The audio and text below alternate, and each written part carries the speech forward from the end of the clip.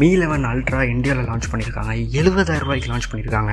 ஏன்னா MI phone 70,000 எவ்வளோ சந்தோஷமாக சொல்கிறேன் அப்படின்னீங்கன்னா, பிராண்டை பார்க்காதீங்க, ஃபோனுக்குள்ளே எல்லாத்தையும் கொட்டி வச்சுருக்கிறாங்க. சத்தியமாக சொல்கிறேன், ஒரு மொபைலுக்குள்ளே எவ்வளோ திணிக்க முடியுமோ அவ்வளோ திணிச்சிருக்காங்க. இன்றைக்கி தேதிக்கு பார்த்தீங்கன்னா அடிச்சிக்க முடியாத லெவலுக்கு ஸ்பெக் பண்ண ஃபோன் என்ன அப்படின்னா S21 Ultra தான். லைக் இது வரைக்கும் அதை தாண்ட முடியல எந்த ஒரு கம்பெனியாலையும். OnePlus வந்து OnePlus 9 Pro வச்சு ட்ரை பண்ணாங்க. பட் என்னதான் இருந்தாலும் S21 Ultra ஜெயிச்சிருச்சுன்னு வச்சுக்கோங்களேன். பல விதத்தில் பெர்ஃபார்மன்ஸில் ஜெயிக்காட்டியும் இந்த ஓவராக அந்த அல்ட்ரா அந்த ஃபீல் கொடுத்தது S21 Ultra தான். மிஸ்டர் வாஸ் தி பாஸ் அதை வச்சு ஒரு பெரிய டெஸ்டிங்கே பண்ணியிருப்பார். S21 Ultra OnePlus 9 Pro செஞ்சுக்கிட்டு இருக்கோம். ஸோ அந்த ஃபோனை தோக்கடிக்கவே முடியாதா அப்படின்ற இந்த டைமில் Mi 11 Ultra வேறு மாதிரி பண்ணியிருந்தாங்க. வெளிநாட்டு ஆளுங்க கொஞ்சம் டவுட்ஃபுல்லாக இருந்தாங்க. ஏன்னா வெளிநாட்டிலலாம் அது அதே S21 Ultra ப்ரைஸ்க்கே லான்ச் ஆகிருந்துச்சு. இந்தியாவில் இவ்வளோ கம்மி ப்ரைஸ் S21 Ultra விட 35,000 ரூபா கம்மியாக OnePlus ஐஃபோன் இந்த ரேஞ்சுக்கு வந்திருக்கு. ஸோ இது எல்லாத்தையுமே இது கொண்டுடுச்சுன்னு தான் சொல்லணும். ஸோ வாங்க டக்குன்னு இதோட ஸ்பெக்ஸ் ஓவர்வியூ எல்லாமே பார்த்துடலாம்.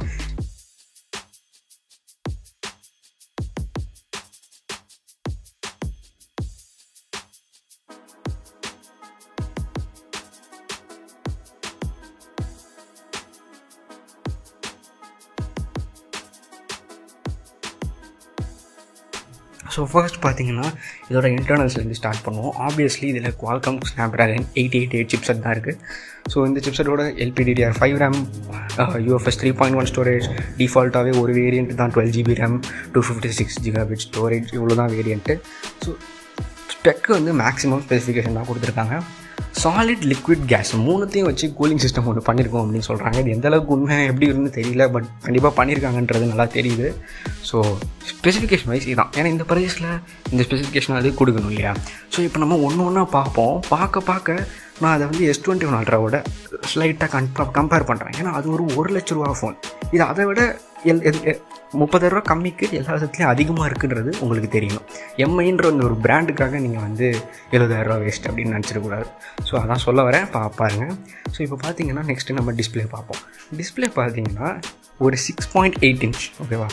S21 Ultraவோட அதே சைஸ் 6.8 இன்ச்க்கான ஒரு கர்வ்டு டிஸ்பிளே. கர்வ்டு எத்தனை பேருக்கு பிடிக்கும்னு தெரியல. Quad HD resolution 2K display. இது ஒரு 120 ஹெர்ட்ஸ்க்கான 2K Quad HD plus AMOLED display கொடுத்துருக்காங்க. E4 AMOLED display. Touch sampling rate பார்த்தீங்கன்னா 480 ஹெர்ட்ஸ் டச் சாம்பிளிங் ரேட். எவ்வளோ? 480. லைக் என்ன கேட்டால் இதெல்லாம் overkill, but still 480 hertz touch sampling rate கொடுத்துருக்காங்க.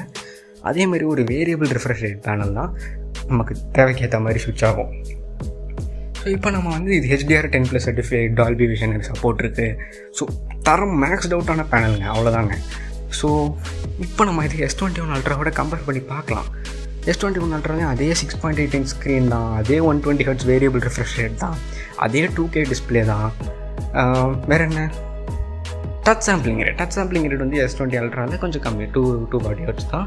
பட் அதுவே அதிகம். பட் இங்கே 480 ஹெர்ட்ஸ். இப்போ என்ன சொல்கிறாங்கன்னா, நீ 240 ஹெர்ட்ஸ் தரியா, நான் 480 ஹெர்ட்ஸ் தரேன்டா, ஆனால் 30,000 ரூபா கம்மி ரேட்டுக்கு இருப்பேன். புரியுதா? அது மட்டும் வித்தியாசம் இல்லை. S21 Ultraக்கு மேக்ஸிமம் பிரைட்னஸ் பார்த்தீங்கன்னா 1500 nits. நீ 1500 nits தரியா, நான் 1700 nits தருவேண்டா அப்படின்னு சொல்லிட்டு MI தராங்க. ஸோ இங்கே பல பேருக்கு ஒரு மிஸ்கான்செப்ஷன் இருக்கும். 1000 தான் இருந்தாலும் சாம்சங் தான் டிஸ்பிளேல கிங்கு, நீ என்ன தான் ஸ்பெசிஃபிகேஷன் சொன்னாலும் சாம்சங் தான் நல்லாயிருக்கும்னு நினச்சிங்கன்னா, இந்த MIக்கான டிஸ்பிளேவை செஞ்சதுமே சாம்சங் தான். ஸோ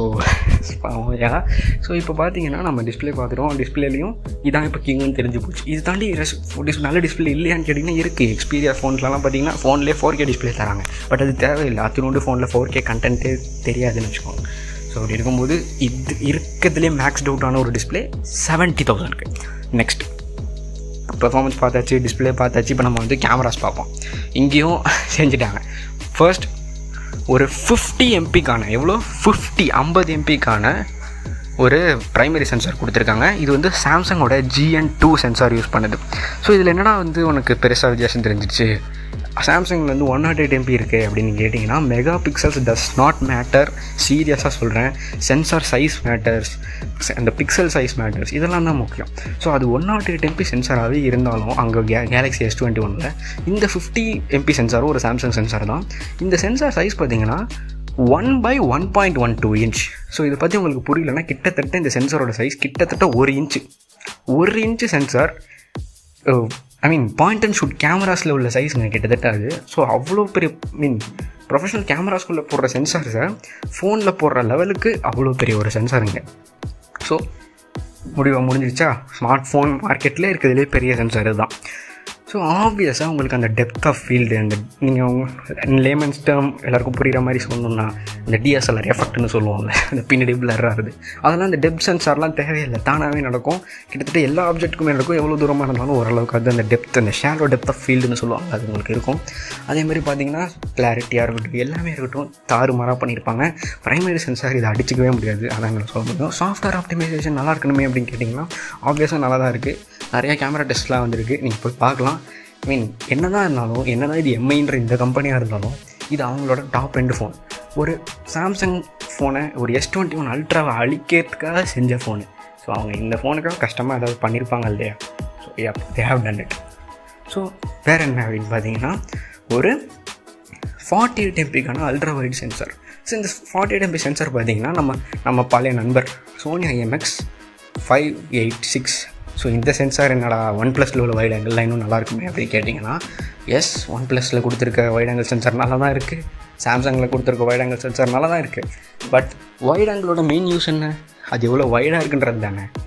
சாம்சங் 123 டிகிரினா இது 128 டிகிரிஸ். ஸோ இருக்கிறதுலே எந்த ஒரு ஃபோன்லேயுமே இருக்கிறதுலே வைடஸ்ட் வைட் ஆங்கிள் இந்த ஃபோனில் தான் இருக்குது. ஸோ கிளாரிட்டிலையும் மிஸ் ஆகாது. ஒரு நல்ல டீசெண்டான 48 MP சென்சார் கொடுத்துருக்காங்க. ஜூம் பார்த்தீங்கன்னா டெலிஃபோட்டோ சென்சார் 120x ஜூம் கொடுத்துருக்காங்க. பட் வெயிட் பண்ணுங்கள், இது 120xன்றது ஒரு வகையான கிமிக் தான், உண்மையாக சொல்கிறேன். ஸோ இதுலேயும் அதே 48 MP சோனி IMX586 சென்சார் தான் போட்டிருக்காங்க. ஸோ இது வந்து அவங்க 120x மார்க்கெட்டே பண்ணாலும் இது இன்டர்நேஷ்னல் வேரியன்ஸில் மக்கள் டெஸ்ட் பண்ணும் போதே கண்டுபிடிச்சிட்டாங்க. இது 50x வரைக்கும் தான் ப்ராப்பராக பண்ணுது, அதுக்கப்புறம் அந்தளவுக்கு ஃபோட்டோ நல்லா வரல அப்படின்னு. அதே மாதிரி பார்த்தீங்கன்னா நீங்கள் எம்ஐ வெப்சைட்லேயே போய் பாருங்கள், ஜூம் சாம்பிள்லாம் வந்து அவங்களே 50x வரைக்கும் தான் காட்டியிருப்பாங்க, அதுக்கு மேலே அவங்களே சாம்பிள் போட்டிருக்க மாட்டாங்க. ஸோ 50x ஜூம் நம்ம வச்சுப்போம், 120xன்றது ஒரு ஏமாத்து வேலை. ஸோ இவ்வளோ தூரம் நம்ம பார்த்ததில்ல. இந்த எம்ஐ ஃபோன் S21 அல்ட்ராவில் தோக்கிற ஒரே இடம் ஜூம் மட்டும்தான். ஏன்னா S21 அல்ட்ராவோட 100 times ஜூம் உண்மையாகவே நல்லாயிருக்கும். ஸோ ஜூமை தவிர்த்து மற்ற எல்லா விதத்துலையுமே இந்த எம்ஐ 11 அல்ட்ரா S21 அல்ட்ராவை செஞ்சுக்கிட்டு இருக்கு. ஸோ இப்போ நம்ம வந்து செல்ஃபி சைட் பார்ப்போம். செல்ஃபி சைட் பார்த்திங்கன்னா ஒரு நார்மலான ஒரு 20 MP சென்சார் ஒன்று கொடுத்துருக்காங்க.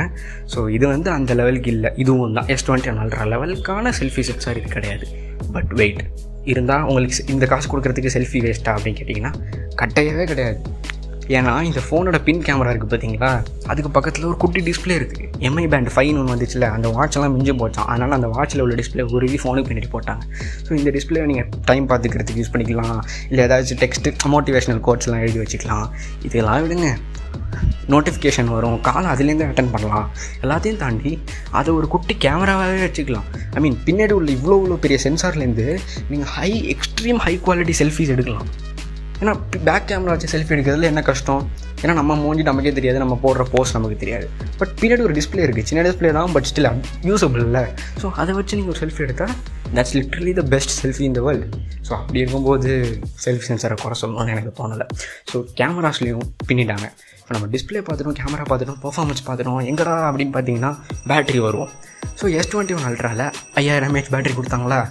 இங்கே எம்ஐ என்ன பண்ணாங்க, நானும் 5000 mAh தரேன்டா, ஆனால் நான் இன்னும் பெட்டர் டெக்னாலஜி தருவேண்டா அப்படின்னு சொல்லிட்டு, ஏன்னா second generation silicon anode use பண்ணி இன்னும் ஒரு ஸ்மாலரான, இன்னும் ஒரு எஃபிஷியண்ட்டான, ஸ்மாலர்னா கெப்பாசிட்டியில் ஸ்மால் இல்லை, சைஸ் குட்டியாக இருக்கும், பட் கெப்பாசிட்டி சேமாக இருக்கும். ஸோ அந்த மாதிரி ஒரு டெக்னாலஜி இது. ஸோ இன்னும் ஸ்மாலரான பட் ஸ்டில் கெப்பாசிட்டி சேமான ஒரு 5000 mAh பேட்டரி கொடுத்துருக்காங்க. ஸோ பேட்டரிலையும் பார்த்தீங்கன்னா கெப்பாசிட்டி இன்க்ரீஸ் பண்ணனாலும் எஃபிஷியன்சிலாம் இன்க்ரீஸ் பண்ணுறதுக்காக டெக்னாலஜி மாற்றிருக்காங்க. சரி ரைட்டு. இங்கே வேறு என்ன அப்படின்னா, சாம்சங்கில் 25 watt சார்ஜிங் சப்போர்ட். சாம்சங் இதுக்கு ஒரு சப்போர்ட் கட்டினாங்க. எங்கள்கிட்ட ஏற்கனவே 25 watt தான் இருக்குது, நாங்கள் அதனால் அதே ஆப்டிமைஸ் பண்ணி ஃபாஸ்டான 125 watt அப்படின்னு சொல்லிட்டாங்க. ஸோ அது இந்த அளவுக்கு நல்லா உண்மைலாம் எனக்கு தெரில, ஓரளவுக்கு ஒர்க் ஆச்சு, அவ்வளோதான். 25 watt என்ன ஸ்பீடோ அவ்வளோதான் இருந்துச்சு.